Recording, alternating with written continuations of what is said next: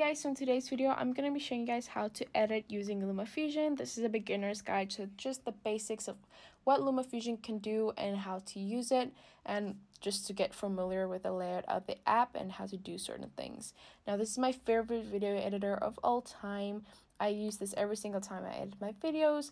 I use this on my iPad, but today I'm just going to be showing you guys on your phone how to do this and just the basic layout of LumaFusion. So let's get started. So this is what LumaFusion looks like. This is the logo. I'm just going to go in and just see what it looks like, but I'm going to do all of this in a horizontal view since that just makes it easier. It just creates a bigger canvas. Now this is where all your projects are gonna lie. I only have one project here, which is tutorial for this video, so that's just the basics here. You can just tap on here and then go into your project, or if you want to create a new project, click back on this plus button thing here. To create a new project, you click here on that plus button, and then you just title your project. You select the frame rate and the frame aspect, which is if you want it landscape, vertical. You have so many to choose from. You can go square. I just love the fact that they have so many options. I used 9:16 when I created IGTV videos. So yeah, they have so many options of frame rates and frame aspects that you can choose from.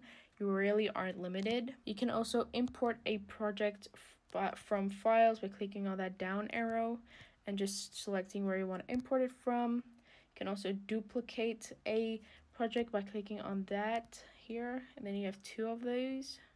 You can also delete a project. So yeah, that's just the basics of this screen, but let's start going into a project. I'm going to click on my project here, tutorial, and now let's get started. So this is our basic layout. So here at the bottom we have all of our tools. So you have here at the bottom we have all of our tools, and these will be made active when you have clips in your timeline. This is our timeline here. We have our video track area and our audio track area. You can add up to 6 video tracks and 6 audio tracks, which is actually a lot compared to what some phone editors give. Then you have some tools over here. So like I said, this one here at the far left is just to go back to all of your projects. This here is to edit an entire track, so you can lock it in place, you can make it visible or invisible, you can mute the track, etc. So you can do that. And then this here is all the volume controls for a track, so you can select if it should be at 0 or just normal, make it a little higher or lower for entire track. I like to do that with background music, especially if I want to lower the volume of that entire track of audio. I can just do that here. It just saves a lot of time. Here at the side we have some more options. This option here is to edit your layout. So as you can see here, we have our timeline, we have our preview track here, and we have our photos here, all our media. Now this area you can edit that. So if I want my preview here, my photos here, I can do that. Or if I just want a preview and a timeline, I can just select that, so there is no media tab anywhere. So this just depends on your preference and what you like to use, but I usually just use the default one. It just doesn't really matter to me that much. Then we also have settings here at the far right, and here you can just select like some default settings. So the length of the photo, I usually like to have it at like 4 seconds, just because 2 seconds is a little too short for me. You have the default length of titles and transitions, so you can play around with that as well. You can also select the background color. The background color is the color of this background, so if you want to edit that, you can do that as well. Now here in our media tab, so we have here, it says photos, as you can see, and then you see you have this photos logo here. But if I click on that, I have some more options made available. So files is if you want to import any media from files on your phone. So you can link a folder to here, so you can always have access to that. Then we also have Narbox, which I don't ever use. Then we have imported here. So this is if you import any media from a third-party app into LumaFusion, it will automatically come and save here, so you can access that here as well. Here also I have a default folder already, which just gives you access to LumaFusion's logo if you maybe want to add that to your project. I've actually used that, so it's kind of nice that they give that. Then we have Storyblocks, which is something you need a subscription for. It usually takes a while to load. So here in Storyblocks, you have footage, background, music, loops, and sound effects. Now, these are all things you can use in your projects. Some of them are free, most of them aren't. You need a subscription with Storyblocks. So footage is just sample footage that you can use in your project. Backgrounds is just cool backgrounds that you can use in your videos. You have music, so background music you can use, loops, and then sound effects you can use. I'm not gonna go through everything, but yeah, that's just the gist of what Storyblocks is. Then we also have titles, so different styles of titles that you can use in your projects you have here. We also have transitions, so all the transitions that are available with LumaFusion. And then lastly, music is where all your downloaded music is. So this is all the music that is in your music library. So that's the gist of what LumaFusion's layout is. It's really easy and simple to follow actually when you just have the hang of it. So let's start with the basics, and that is importing clips into your video. So I'm just gonna go here and search for a video that I can use in my project. So I'm actually gonna add more than one kind of clip. So I'm gonna import this clip, just drag it into my timeline here. So you can either drag a clip in as just a clip, or say I want to use the audio from this clip, I can drag that and just select and just put it here in the audio layer, and then it will be added as an audio, so you can choose which one you want to do. So this is just the one clip I have. I'm going to add another one, so I'm just going to drag this clip in as well and just put that here. So then we have our two clips here that I can use for my project. So importing clips, really easy, just drag it in, easy as that. Now let's start with the editing of a clip. So I'm just going to select this first clip by just tapping on it. And then all these tools down here are made active, so now I can use them. So the first one here is just to duplicate a clip. So then it will just be put here. I can also just drag it by long pressing and then just moving it around my timeline, selecting where I want to position it. I can also just delete that. You can also detach the audio of a clip, so I can click on the second one here. Then you'll see you have the audio and the video separate, so you can do that as well. Then you have linking and unlinking clips. Now this is usually if you have an overlay. So I'm just gonna add a photo over my video. So I have this green screen photo. This is just a photo of a green screen. And as you can see here, you might want to look closely. I'm gonna click on this link and unlink. Then you want to look here at the edge. You'll see it has that little faint white line that links and unlinks the clip.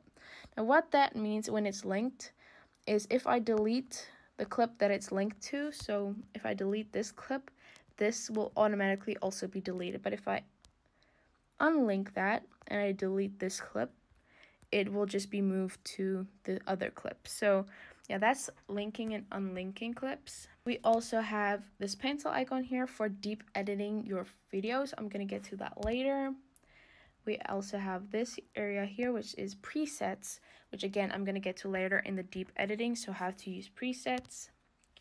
You also have this clipboard here, so I can copy this clip, and then if I go to this clip and click on that clipboard again, I can paste all of the settings, so the color correcting that I did, the positioning and the sizing that I did in this clip, I can paste to this clip by clicking on paste.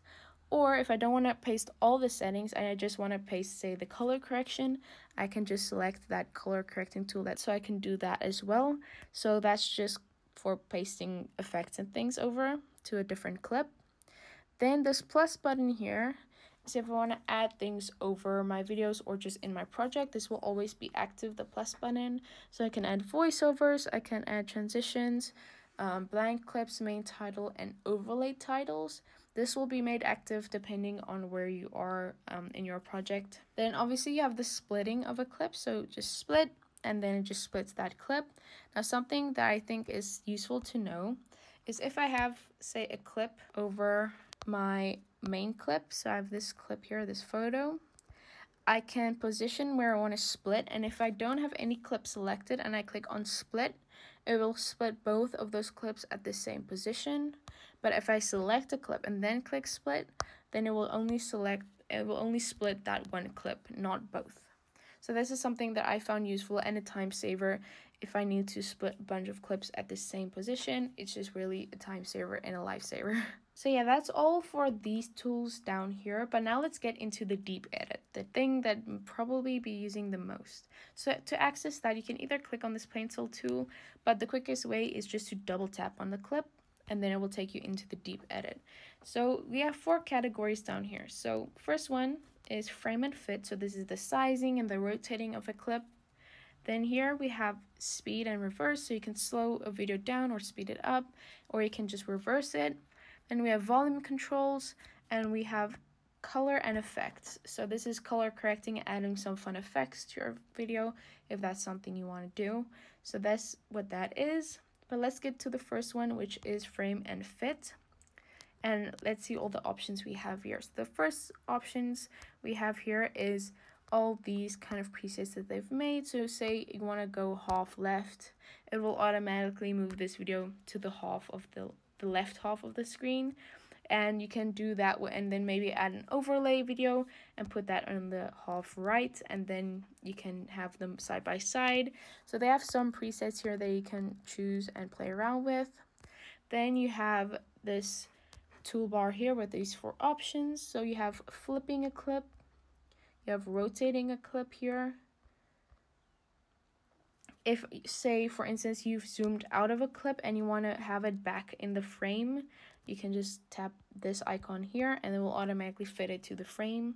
And this start button here is adding a preset. Now, presets is something I use often, but it's not to say you will as well. So say I want all my videos to look like this, a bit zoomed out. I can create a preset. So click on the star, and I'm just gonna call this zoom out. Click on that star again, and then it's saved. And I say I want this clip to look the same as this clip. I want to look the same as this one. I tap on this clip. I click on my presets area here, which is this star folder kind of thing. Now I have multiple categories here. So I have color and effects. So if I have filters that I want to put on all my videos, so you can create presets for that and create presets for text. And this is the moving and resizing area. So tap on that, and here you can see user motions. There are some that I've chosen and created. So zoom out, I click on that. Now both my videos look the exact same. So that's something you can do just to save time and automatically just paste the setting over to this clip as well. So we're back here now. So now other things you can do, we have fit mode. So say you have a clip that's maybe this size, you can select how you want to fit it. So this fit will maybe make it look better. This one might stretch it a bit. But the thing with this clip is it's already the right size for a YouTube video, or the 16:9 aspect ratio that I've selected. So it won't really be affected by any fit mode since it already is the right size. So this is more for videos that's probably like rotated like so, 16:9. So then you can select how you want to fill it and use it in your videos. So that's just something you might want to keep in mind. Then we have cropping here. So you can crop a video from the left, top, right, bottom. The edge softness you can toggle, so that gives it kind of a vignette look. You can also kind of crop the corners by basically just rounding them and just making it look like an oval basically. This can look really cool, but then again, it depends on the type of video you're creating. Size and position is just sizing it and positioning it to where you want it to be. So you can either do this by toggling these things here, or you can just use your finger and drag it around like so. So you just use your finger. That's probably the easiest and fastest way. But toggling these are more for precise motion. So if you just want to move it maybe like 1 inch, you can use these arrows. Okay, that's not an inch, but you get what I mean. Then you also rotate your videos here. So just by dragging this thing here, you can also again use just your fingers. Just use 2 fingers and then just rotate it. That's probably easier than using this. But again, if you need precise motions, you can use these arrows and then just move them like single degree, things like that. We also have the size that you can adjust here, and you can also adjust the size in height or length. So here's the width of it and then the height of it, so I can toggle that as well. And the last thing we have here is blending. So this is just to adjust the opacity and the blending mode. So that's everything for frame and fit. Now let's go to speed and reverse. So again, you can just slow it down or speed it up. If you go to the right of this, you can speed it up, and go to the left, you slow it down. Really simple, really easy, really straightforward. And then we have reverse, so you can reverse your clip. And this maintain audio pitch, you can select that. So you know, if when you speed a video up, it usually gets that weird high-pitched chipmunk kind of sound. If you select maintain audio pitch, it'll just not do that, and it will just maintain the same pitch that it had before the video was sped up. So you can do that. Then for volume controls, you can just higher or lower your volume, so mute it or not. And then the last area we have here is color and effects. Now this is probably the most intense area with the most options. So here we have color presets. So these are basically like filters that you can put over your videos. And as you can see, we have a filter here called original, and that's just the video that you have here, the exact same, the original video. But this gives you the option to manually toggle some areas, so the brightness, contrast, saturation, vibrance, etc. You can do that, all of that here, and not use one of their filters. You can create your own filter basically. So yeah, you can toggle that as well.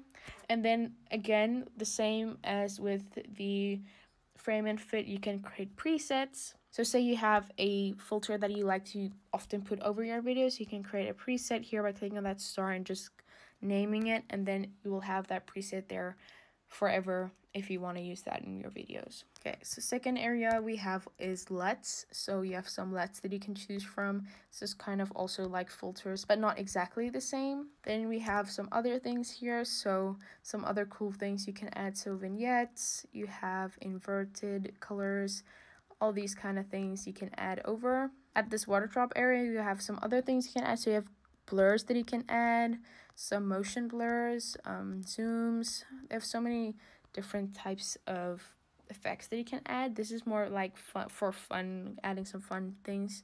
This is especially a fun area, so you can add crystals, you can create kaleidoscopes, some different types of styles of your video, twirl it a bit, make it bigger, make it smaller. I don't even know what everything is in here.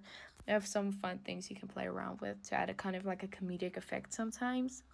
This keyhole here is chroma key. So this is for green screens and blue screens if you want to toggle that. So if you have a green screen, you can just click on it here, and then just it will take away all the green, and then you have left the motion that you want. I'm going to go through that later. And this star option here is if you have any presets that you maybe have saved, it will all be here. So that's the basic deep edit within a clip.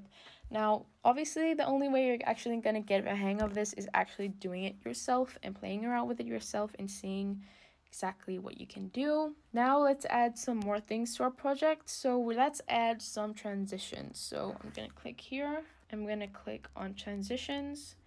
I'm going to choose one that I like. So I think I'm going to go with the push right one.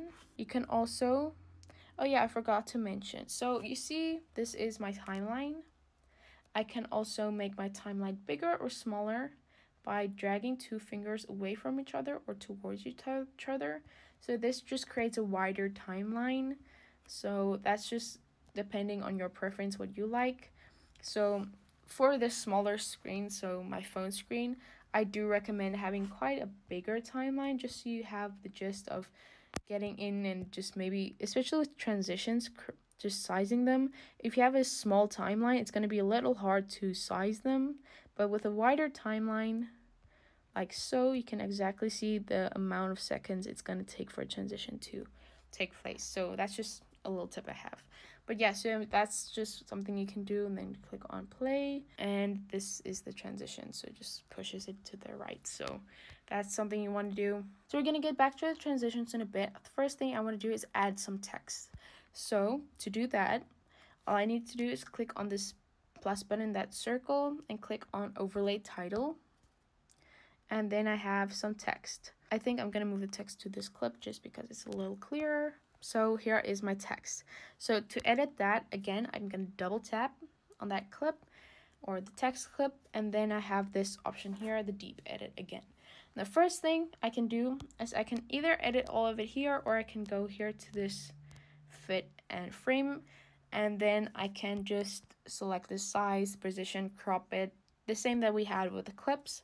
But to style the text, you need to go to this T here. So I'm gonna double tap on my text here, just here, double tap, and I'm gonna edit the text. I'm just gonna say hello, click on done, and now I can start to style my text. So in order to style it, you have some styles here that you can choose from that they have as presets, but I usually like to add my own styles. So you can adjust the opacity of your text, you can select the font. So they have a few fonts you can choose from here, but you can also import your own fonts, which is, I think, a plus, and that something I love. So if you have any fonts that you've maybe downloaded that you like to use, you can also add that over here as well. But I'm just going to use this default font for now. You can also position it or size it, so like so. You can select the alignment, so left, right, or center. You can also select how it should be centered in the length of it. So basically if it's go up, down, or in the middle of your text box that you have over here. And you select the line spacing. So if you have two words underneath each other, you can select how big of a spacing should be between those. You also have the option to edit the face color. So yeah, that's the color, the face color, and you can adjust the opacity of that. Then you can add an edge, so that's like a stroke around it. I'm gonna click on white, and then you can adjust the opacity of that as well, and the width of it. You can also add a shadow. I'm gonna add a black shadow to it. You can select the opacity of the shadow. You can also adjust the angle of it, so where the shadow should be positioned with your text, the distance that the shadow should be from your text, and also you can blur it a bit. So yeah, that's something you can do. Then you can select to center your text, so how far it is from the center. If it's right in the middle, you need to be at 50. So you can play around and exactly position your text where you want it to be. You can also rotate it here and scale. That's basically the same thing as the size. So you have that here as well. Now that's everything for the basics of editing text. Then you have some tools over here. So if I click on this plus button, I can add some other things. So I can add shapes or an image. So if I click on image, if I have select image, I can click on import image here. And then I can select where I want to import it from. And then I can just edit that as well here. So I can add a shadow to it and things like that. So you have that. And they also have some images that you can use from their library as well here. So yeah, that's something you can do as well. You can also just add a plain shape as well. So that's also something you can do. You can also duplicate your text by clicking on this, so then you have two of the same type of text. This option here is just to edit the text. Then this here is to save a style. So like you see, you have all these styles here you can choose from, but if you have a style that you always want to use, you can save that and it will be saved under user styles.